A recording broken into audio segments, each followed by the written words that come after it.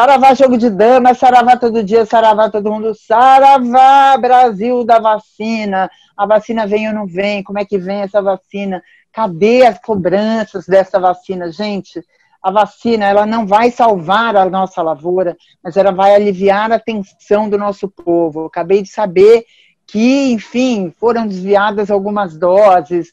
Em Manaus, uma família rica inscreveu as filhas como funcionárias de uma UBS para elas poderem serem vacinadas. Enfim, o Brasil está dando mais uma vez um vexame nacional, a nossa elite financeira está dando eu digo financeira porque é elite que tem grana, não é elite intelectual, não é nada. Nossa elite financeira está dando um vexame, fazendo a gente passar vergonha mundial, num momento que a gente devia estar solidário todo mundo, que a gente devia estar todo mundo literalmente no mesmo barco. Mas quando a gente fala de elite financeira, a gente também fala das nossas financinhas aqui, principalmente nessa situação de crise braba, que juntou-se uma crise econômica já anunciada, com essa crise sanitária e o desemprego subindo sem parar. E onde é que a gente guarda dinheiro? No cofrinho, embaixo da cama? O que a gente faz com o nosso pouco dinheirinho? Para falar sobre isso, hoje a gente vai conversar com a Ariane Cedras, que é uma especialista, uma professora de educação financeira e autora aí de um projeto muito importante de educação financeira nas escolas. Saravá, Ariane. Saravá, prazer estar aqui. Estou muito feliz porque é importante a gente falar sobre educação financeira, não só nas escolas, mas para os adultos, porque a grande maioria não recebeu a educação financeira, a grande maioria de nós chegou no mundo sem saber lidar com o dinheiro, porque ninguém ensinou, né? E aí hoje temos mais de 80% da população endividada e a grande maioria, 88% dos investidores investindo na poupança.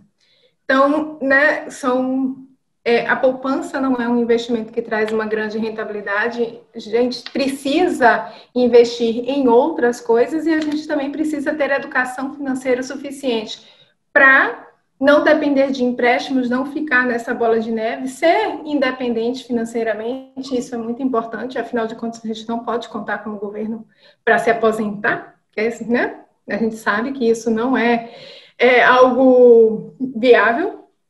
E é tudo que a gente precisa saber para ter um bom relacionamento com o dinheiro. Afinal de contas, eu acho que a relação mais duradoura que a gente tem na vida é com o dinheiro, né? Então, é bom que ela seja saudável. Ariane, eu entendi indireto, eu sei que a minha mãe deve ter ligado para você e falado que eu sou o caso clássico. Mas, enfim, você me falou uma coisa que me chamou muita atenção, que é sobre a nossa relação com o dinheiro. A gente tem, culturalmente, né, a cultura judaico-cristã tem uma culpa muito grande em relação ao dinheiro, né? Agora, com esses neopentecostais, com essas igrejas da prosperidade, isso verteu para um outro lado, né? Que você volta lá na Idade Média, quando você comprava o seu quinhão, lá o seu terreno no céu, né? Que é isso que eles vendem, né? Eles vendem a salvação. Ou seja, a relação com o dinheiro, ela é permeada por uma cultura, né? Uma cultura ou que o dinheiro é um bandido, ou o dinheiro é a única salvação das almas perdidas. E eu lembro que eu tinha uma terapeuta que ela me falava assim, ela me mostrou uma nota uma vez e falou assim, sabe o que é isso aqui? Eu falei, sei, dinheiro. Ela falou, não, isso é uma energia.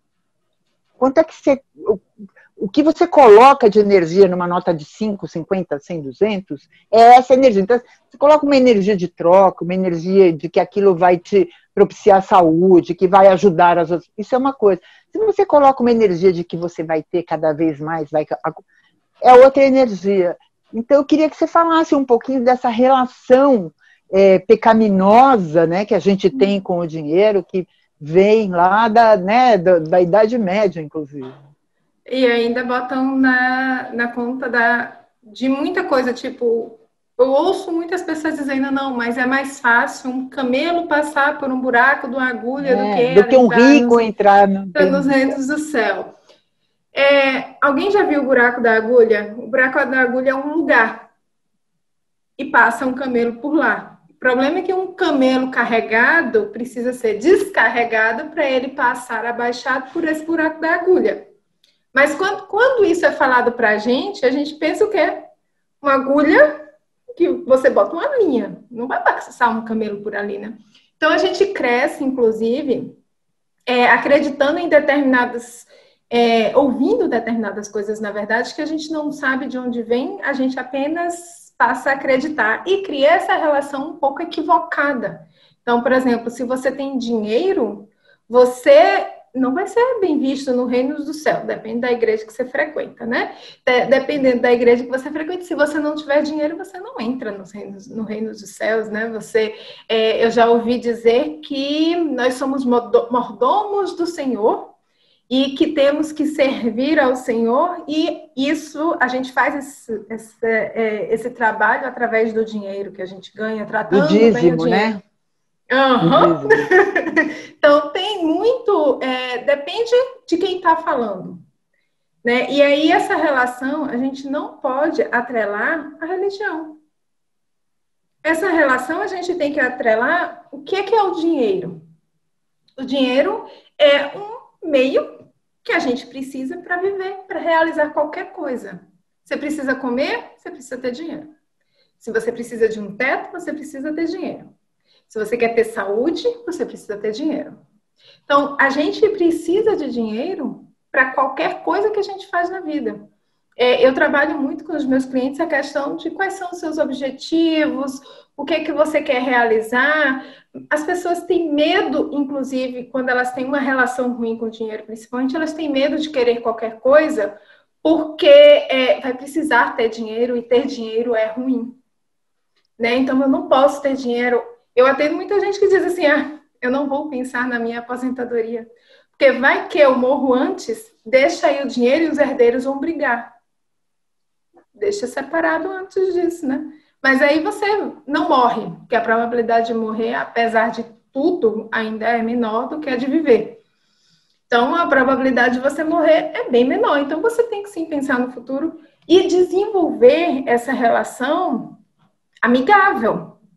Nem todo mundo precisa ser milionário, né? Hoje a gente vive num universo, pelo menos no universo em que eu transito, no universo de educação financeira, que na verdade tem muita gente que não faz efetivamente a educação financeira, mas está ali para conseguir dinheiro através desse mercado, dizendo assim, eu vou te ensinar a ser milionário. Eu vou fazer você ficar milionário muito rápido. E as pessoas acabam se iludindo com aquilo, com culpa, né?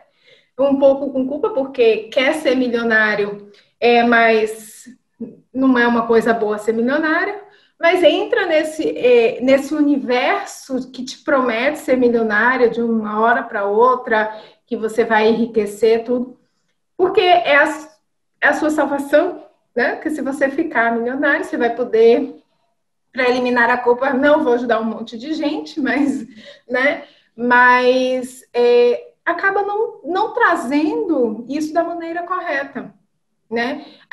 Recentemente eu participei da semana de educação financeira, e dentro desses encontros existem encontros que a gente tem junto com a CVM, com órgãos responsáveis mesmo e que trazem a educação financeira como um pilar real. E uma das coisas que foi colocada foi justamente essa preocupação muito grande que se tem hoje em relação à falsa educação financeira. Simplesmente as pessoas querendo enriquecer, né? Essa não é a minha linha de trabalho. Eu trabalho, quer enriquecer, ok. A gente pode trabalhar para isso. Mas, independente disso, você precisa ter ali uma boa relação com o dinheiro, você tem que entender qual é a função do dinheiro e você tem meios de se fazer isso. Você não vai ficar rico do dia para a noite, você não vai conseguir isso da maneira fácil. Isso requer tempo e persistência, porque você vai ter que fazer investimentos constantes. né? Eu vi gente dizendo, não, eu lhe ensino a fazer os seus primeiros 100 mil reais. Que agora as pessoas estão dizendo, eu sou mais equilibrada com relação a isso, não vou prometer 1 milhão, vou oferecer os 100 mil reais. Ok, ela fez 10 depósitos de 10 mil na conta e disse aqui, ó, fácil, você consegue fazer os seus 100 mil reais. Agora ensina a pessoa a ter os 10 mil reais livres para investir. É mais difícil, né? Então a gente precisa trazer essa relação de uma forma saudável, de uma forma realista. A nossa realidade, eu sei que eu não falo para todo o público. Eu não consigo falar. Eu sei que a realidade do Brasil ela é muito distante. Como você falou mesmo, os intelectuais não, a elite financeira do país, ela não faz o bom uso do dinheiro, né? A gente tem, historicamente, uma redução do dinheiro dentro das famílias. Disse que, historicamente, a terceira geração acaba com patrimônio familiar, porque não recebe educação financeira e é tudo muito dado de mão beijada, né? Então, a gente tem impérios que se acabam na terceira geração, porque vai simplesmente usufruir do dinheiro e não fazer ele crescer. O que é uma coisa interessante, porque esse dinheiro vai passar para a mão de outras pessoas, né? A gente espera que outras pessoas que recebam saibam melhor lidar, mas a gente entende que a realidade não é bem assim. Não é exclusivamente coisa do brasileiro isso, tá? Eu digo que é uma coisa do ser humano, que se você parar para analisar o comportamento com o dinheiro em qualquer lugar, você vai se deparar com esse tipo de comportamento, esse tipo de relação. E muita gente tem uma relação tóxica com o dinheiro, trazendo uma energia. Eu também concordo que aquilo é uma energia ruim para aquilo, e acaba sendo algo desperdiçado, né? Podendo criar tanta coisa interessante com aquilo, você pode fazer tanta coisa interessante, você acaba não fazendo nada, você acaba sendo, de uma certa forma, corrompido pelo sistema, digamos assim. Não é pelo dinheiro, mas pelo sistema. Ariane, deixa eu te perguntar uma coisa. O sistema capitalista, na verdade, o foco dele é o acúmulo de dinheiro, né? Não na verdade, não é que é o sistema capitalista. É este sistema capitalista. O capitalismo chegou a este ponto. Eu ouço alguns filósofos, ultimamente, têm falado que realmente o capitalismo já faliu, já acabou, a gente só precisa enterrá-lo e criar um novo sistema, né? Mas que ele já se mostrou ineficiente para gerir saudavelmente a comunidade planetária. Esse capitalismo que a gente está vivendo, que é cumulativo, especulativo, né, de especulação em nome da minha causa individual, né, o que eu acho que até certo ponto era saudável, né? Você precisa ter dinheiro, então você precisa juntar um dinheirinho, você compra um terreno para construir uma casa, para alugar uma casa, enfim, faz parte do capitalismo. Só que isso extrapolou, né? Isso virou uma bola de neve, perdeu-se o controle, e o dinheiro virou o centro, né, de todos os desejos. E aí você estava falando assim, que você pergunta para a pessoa, qual é o seu sonho, qual é o seu plano, o que você quer? E a pessoa, ela é incapaz de planejar, ela não sonha mais. Eu preciso ter dinheiro para poder sonhar. Foi isso que nos está sendo passado. Eu quero um monte de coisa, mas como eu sou madura, quando eu ganho salário mínimo, quando eu não ganho nada, quando eu ganho pouco, eu não tenho direito de sonhar. Acho que o capitalismo está cobrando, né, está se alimentando desse não sonho, dessa não utopia. Como é que na educação financeira você lida com isso, se é que você concorda com isso? Eu concordo, inclusive, um dos economistas que descreveram o capitalismo da forma como ele é hoje, que é o Hayek, ele coloca justamente isso. O fim do capitalismo vai ser o próprio capitalismo. Por justamente essa acumulação desnecessária. Né? Para nada, para ter mais, né? Para ter mais. E é justamente isso que vai ser o fim do capitalismo. Ele ainda não está efetivamente morto, porque a gente não tem com o que substituir. Então, muitas pessoas estão criando formas de tentar mudar o mundo, mas ainda não. Então, a gente ainda tem alguns anos desse capitalismo falido na nossa vida. Alguns longos anos, diga-se de passagem, até se restabelecer uma outra forma. E dentro da educação financeira, eu trabalho muito essa questão do tipo, você pode sim sonhar, mas eu trabalho muito, eu sempre pergunto qual é o teu objetivo, a pessoa não sabe. Né? Tem cada vez mais gente sem rumo, sem saber o que e simplesmente vivendo para pagar aqueles boletos que já fez. Né? Do básico, e é isso, a vida se resume a isso. Só que, como ser humano, a gente não consegue viver só disso. Né? Então, a gente tem cada vez mais encontrado pessoas infelizes e insatisfeitas, essa é a verdade. A gente tem muita gente precisando se reencontrar, porque está perdido. A gente cresceu dizendo, ó, nossos avós deram um passo acima, nossos pais deram um passo acima e a gente precisa dar um passo acima e a gente está vivendo numa sociedade que esse passo acima é para um mínimo de pessoas. É muito pequeno, né? Hoje existe um grande número de adultos acima de 30 anos ainda morando com os pais porque não têm condições de se sustentar. Né? Muitas pessoas saíram de casa e acabaram voltando para a casa dos pais, acaba voltando porque não tem essa condição.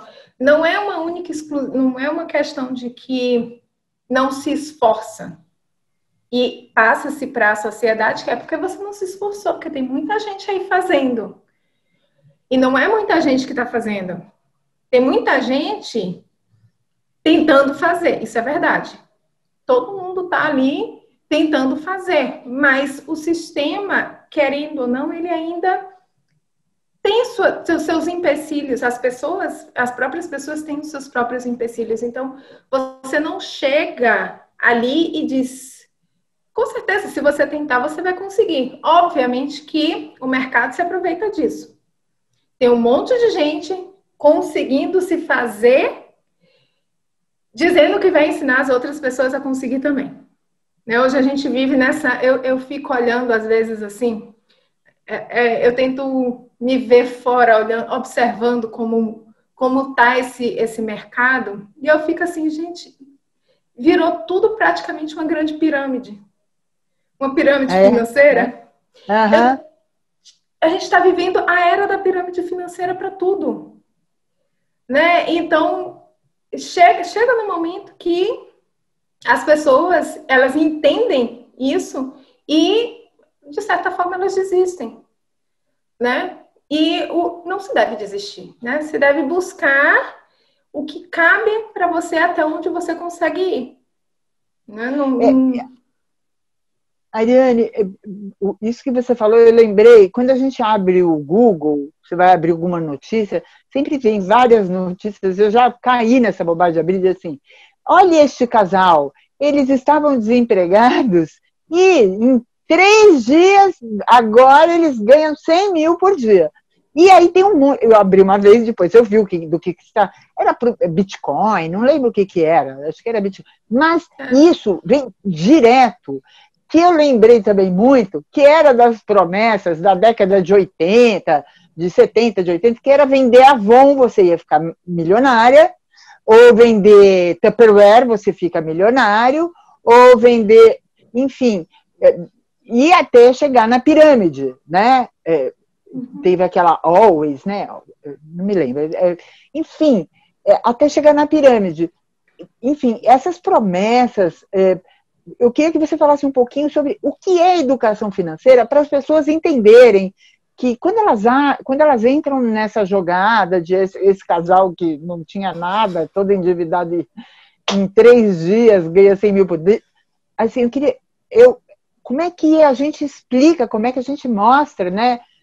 Como é que se dá a educação financeira para que as pessoas entendam, né, que não é para ficar milionária a educação financeira, é para ela ter controle sobre a própria vida, enfim, sobre...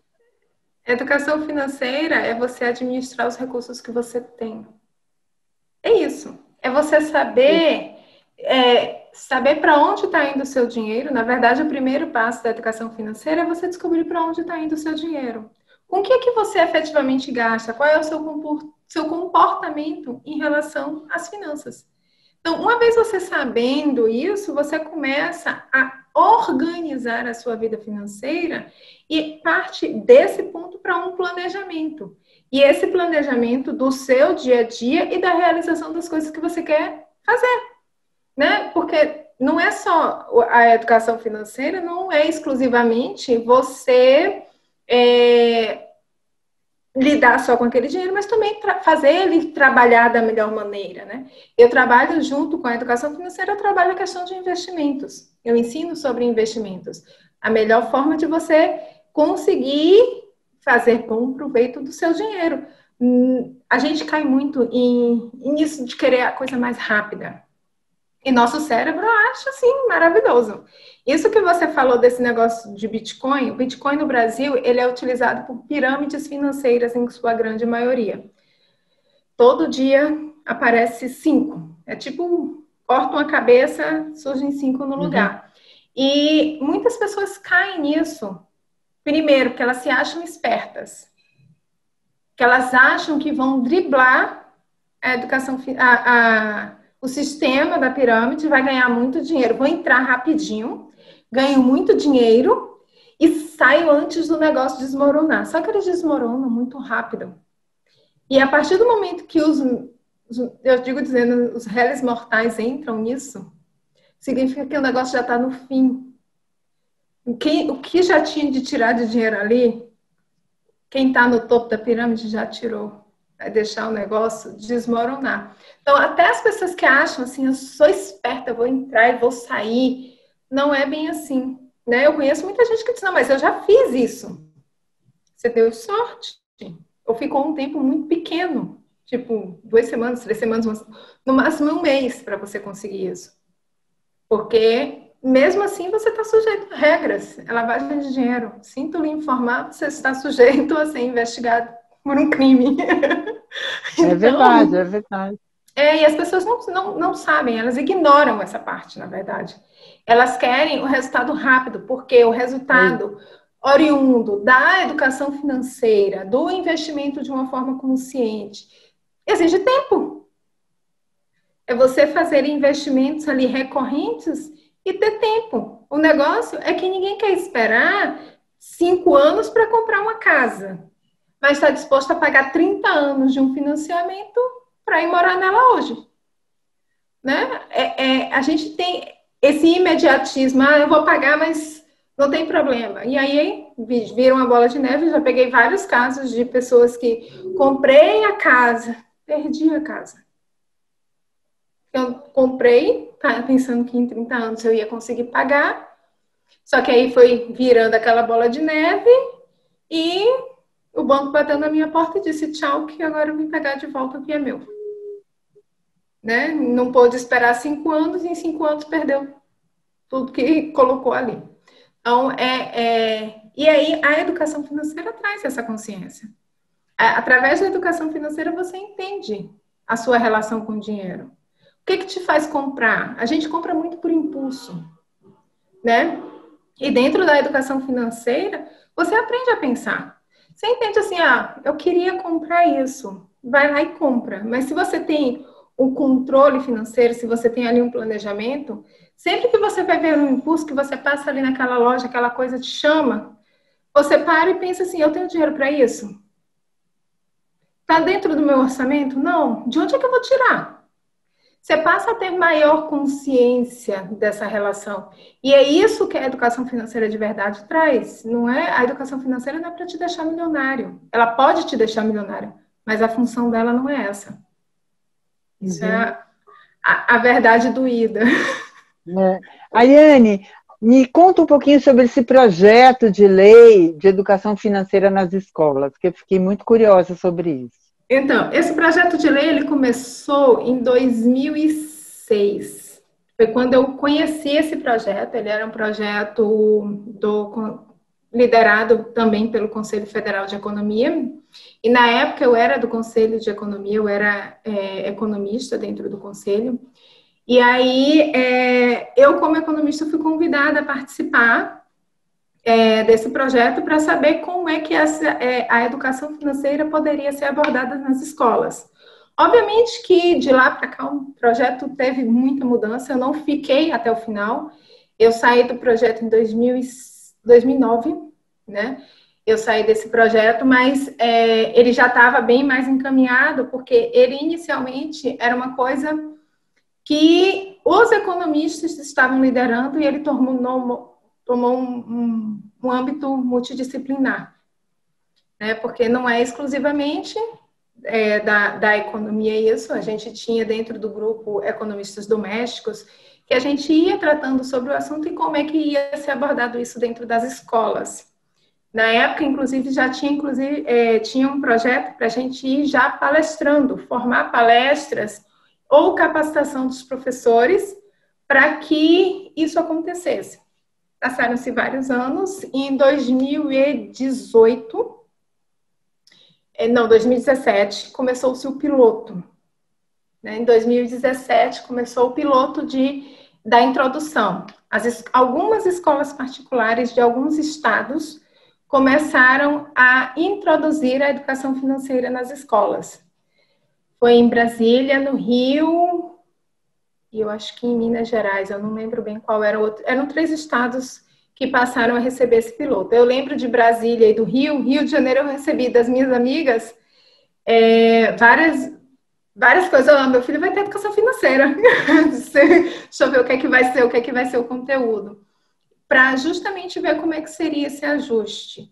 Então, foi um processo, inclusive, para que as editoras que fazem os livros, então eles optaram por ser uma matéria isolada ou uma matéria dentro do livro de matemática. A grande maioria das escolas optaram pelo livro de matemática, para que não houvesse, obviamente, a contratação de um outro profissional ali, para fazer esse estudo. Então, foi colocando, e a partir de 2020, tornou-se obrigatório para todo o país. Obviamente que não saiu conforme o esperado por conta da pandemia, mas hoje, dentro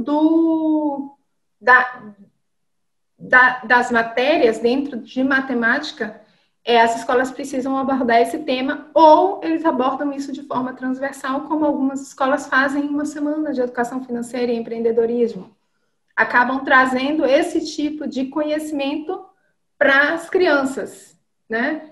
E aí, eu acho que, assim, não vale a pena educar só as crianças, é preciso educar também os pais, porque os pais deseducam muitas vezes as crianças, né? Mas a criança também tem o papel de educar os pais, ela aprendendo aquilo, ela tem condições de trazer. Então, replicar, né? Replicar exatamente, em casa. Exatamente. Então, dá para isso. Então, esse projeto traz muita coisa para crescer cada vez mais a nossa sociedade, desenvolver um bom relacionamento com o dinheiro, na verdade, que é isso que a gente precisa. Gente, esse é o Jogo de Damas com a Ariane Cedras, que é uma consultora de finanças. Ela dá consultoria para muitas pessoas, para empresas, enfim. Ela vai deixar o endereço dela aqui com a gente. Eu queria te agradecer, Ariane, assim, é um assunto muito importante, principalmente para esse momento de crise. É um assunto, eu diria, até fundamental para as pessoas terem maior controle sobre suas vidas. Eu preciso muito te ouvir, porque, enfim, o dinheiro, como a gente começou a falar, é uma energia, e essa energia depende da energia que a gente coloca nesse papel. Ele é um papel, na verdade, né? Ele é um pedacinho de papel com um desenho. Ele depende da energia que a gente coloca, e que a gente coloque boas energias para que ele renda juros para o entorno da gente, né? O bom dinheiro é aquele que não nos beneficia apenas, mas beneficia, né, o nosso entorno, a nossa comunidade. Queria te agradecer e queria transferir a palavra para você. Antes de mais nada, convidar as pessoas, não deixem de seguir o canal Jogo de Damas JDD, assinem o canal, ajudem os canais independentes, é muito importante a participação de vocês, o comentário de vocês. A gente vai sortear, começo de fevereiro, 3 livros do nosso parceiro apoiador, que é a Cotter Editorial. Enfim, e as últimas palavras são suas, Ariane. Obrigada, e deixa teu endereço aí para a gente divulgar. Obrigada. Primeiro, eu gostaria de agradecer a oportunidade de estar aqui falando sobre um tema que é importante para todo mundo, independente da quantidade de dinheiro que se tem. É preciso desenvolver uma boa relação com o dinheiro sempre, né? A gente sempre precisa buscar melhorar, e eu acho que isso acontece de acordo com o autoconhecimento, e dentro do autoconhecimento você consegue melhorar a sua relação com o dinheiro. Então busquem autoconhecimento, busquem melhorar, evoluir sempre. Esse é um lema. Eu fiquei muito feliz de estar aqui, né? Eu também concordo que a gente tem que ajudar os canais independentes. O meu canal também é independente, não tem. Dá aí seu endereço. O meu canal é o Ariane Cedrais Contas Comigo, minha marca é a Contas Comigo, então fica fácil, Contas Comigo sou eu. Ariane Cedrais Contas Comigo, tanto aqui no YouTube quanto no Instagram, me encontra assim, né? Porque eu acho que a gente precisa falar mais. Dinheiro ainda é um tabu muito grande. Eu estava ouvindo uma vez alguém falando, e eu concordei em gênero, número e grau. Falar de dinheiro é muito mais difícil do que falar sobre sexo. E olha que sexo é um tabu muito grande ainda. Então, as pessoas falam sobre sexo, mas não falam sobre dinheiro. Vamos falar mais sobre o dinheiro, mas falar mais sobre o dinheiro de uma maneira correta, de uma maneira saudável, de uma maneira que a gente cresça, né? E fazer um bom uso. Sempre é muito bom ter essa relação positiva com o dinheiro. Senão, você não consegue chegar aonde você deseja, porque você tá ali com uma relação ruim, ou você cria bloqueios dentro da sua própria vida porque você não deixa a coisa fluir, né? Então, é isso. Muito obrigada. Eu fico muito feliz de estar aqui e espero encontrar vocês em vários outros lugares. Obrigada, Ariane. Não deixe de assinar o canal da Ariane, não deixe de divulgar o canal da Ariane. Convida as pessoas. Eu gosto sempre de lembrar, é gratuito, gente. Entrar no canal e se inscrever é gratuito, ninguém paga nada por isso, não custa nada. Então vai lá, assiste os vídeos, dá um curtir, faz um comentário, isso ajuda muito esses canais, porque são canais que estão prestando serviço para todo mundo. Quanto mais gente tiver acesso, melhor. É uma forma colaborativa, assim, de se doar, né? De doar conhecimento gratuito, disponível, enfim. Então, eu sempre gosto de reforçar isso. E não deixem de participar do concurso da Cotter Editorial com a gente para concorrer a 3 livros. Três concorrentes vão ganhar 3 livros da Cotter Editorial. Saravá, Ariane, saravá vocês que nos acompanharam e até a próxima. Meu cantar é um apelo que eu faço a Nana.